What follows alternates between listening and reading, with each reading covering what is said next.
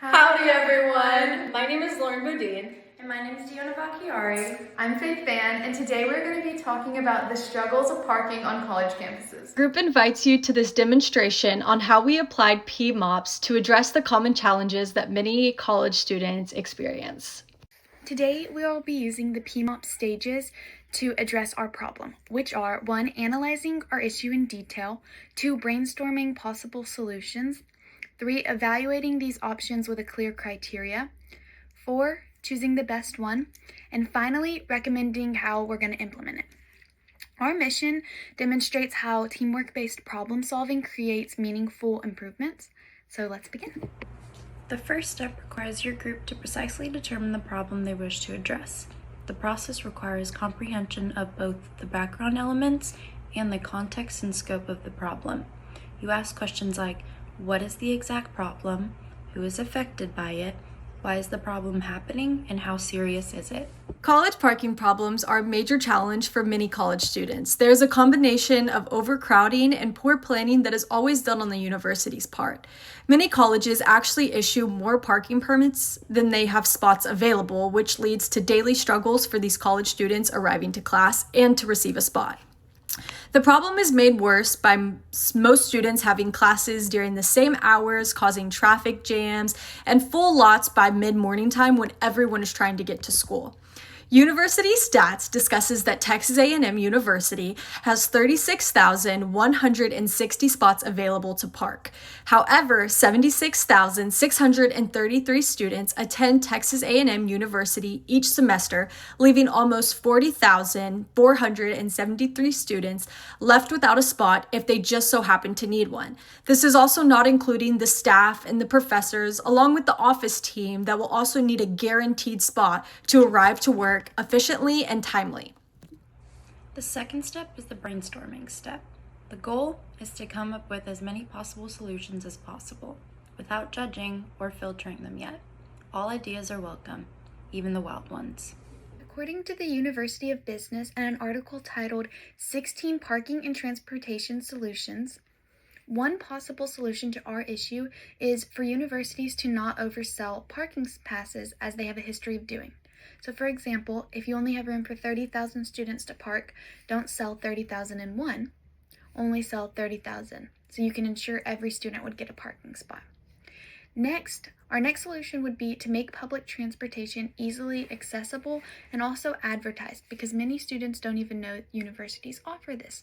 So they could do this by providing free or low-cost shuttle rides to students. The next thing that universities could do is encourage carpooling. So how this would work would be that students that decide to carpool would have access to spots closer to where they're going versus just a free-for-all. So that would encourage students to ride together, and it would make a need for less spots. Next, universities could turn parking lots into parking garages. This would allow for more parking spaces because parking garages are able to hold a lot more cars than just a normal parking lot. The third step is when it's time to analyze the pros and the cons of each solution. To do that fairly, your group sets criteria to judge each solution. Common criteria include, is it affordable? Can we implement it at A&M? How many students would it help? And is it fast or is it long term? Next, I'm going to evaluate the possible solutions of how we can achieve this. Me and my group have brainstormed some bullet points of what we think might work. From University Business, they recommended to not oversell parking passes. The pro of this would be that there is a parking spot guaranteed for each student that bought a parking pass at the beginning of the semester.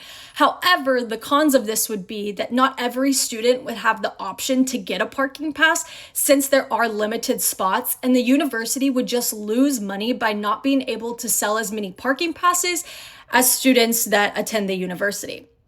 The next bullet point would be make public transportation easy, accessible, and advertised. A pro of this would be that there is less parking spots that are actually needed since everyone would be using public transportation.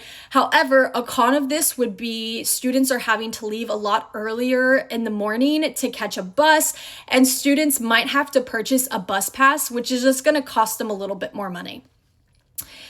Our next bullet point is encouraging carpooling. A pro of carpooling would be you can carpool with some of your classmates and arrive to class all together. However, if you decide to not necessarily carpool with someone that is in your class and you're carpooling with friends and your schedules don't necessarily align, you could be left waiting for your class or be running late for your class time. And lastly, we recommended that you could turn parking lots into parking garages. The pros would be more spots would be available for students to park in, and it basically takes up the same amount of space that a normal parking lot has, but since it's built on multiple stories, there would be a lot more parking spots available, taking up the same amount of space that a normal parking lot takes up. However, the cons of this means it's extremely expensive and there could be traffic jams when everyone is trying to get into the parking garage to find a spot to open up. The fourth step is when you choose the best solution. Based on your evaluations, your group selects the solution that is the most realistic, effective, and impactful. This decision should match your criteria and fix the problem as clearly as possible. Our group came together as a whole and decided that the best solution for our issue would be for universities to not oversell parking passes. We decided on this solution because it is the most cost-effective for both the students purchasing passes and for the university, because the university would not have to build or construct something new, which costs a lot of money, and therefore students wouldn't have to pay more for their already expensive parking passes. This solution would also guarantee that every single student that bought a parking pass would be able to have a space to park, because as it is right now at many universities, students that have parking passes are not able to park in a spot because there's not enough, and that's not fair if you're paying for it. This solution would also be the best because it would easily be implemented. It doesn't require a lot of extra effort or extra jobs or people, so it would be an easy fix. The fifth step is the action plan step. Now that you've picked your solution, how are you actually going to carry it out? Who's in charge of what? What resources are needed? And how do you deal with any challenges that arise? Because our group chose the solution it did, which is to manage the number of parking passes sold to students each semester, it would be very easy for universities to implement as well as be very low cost, while still ensuring that every single student that has a parking pass would be able to get a parking spot. And it would also help combat our parking issues by encouraging students that do not have a parking pass to seek alternative means of transportation. All that a university would have to do is keep a record of how many parking spots they have and know that they can only sell that number of passes.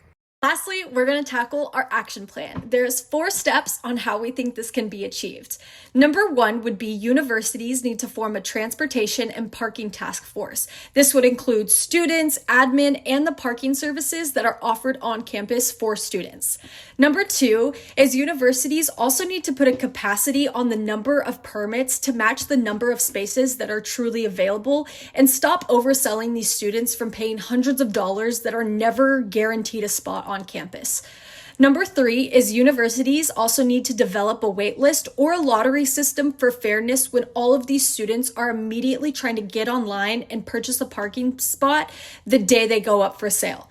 And lastly, universities need to offer different alternatives if someone was not able to receive a parking permit, like a discount on bus passes or priority carpooling spots for students that are all driving together.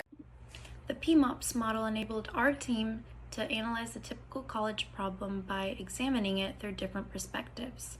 Our solution resulted from discussion and research combined with evaluation to create a realistic and effective approach and answer. The process taught us that effective communication together with teamwork and structured problem-solving methods are essential for addressing campus and student life challenges.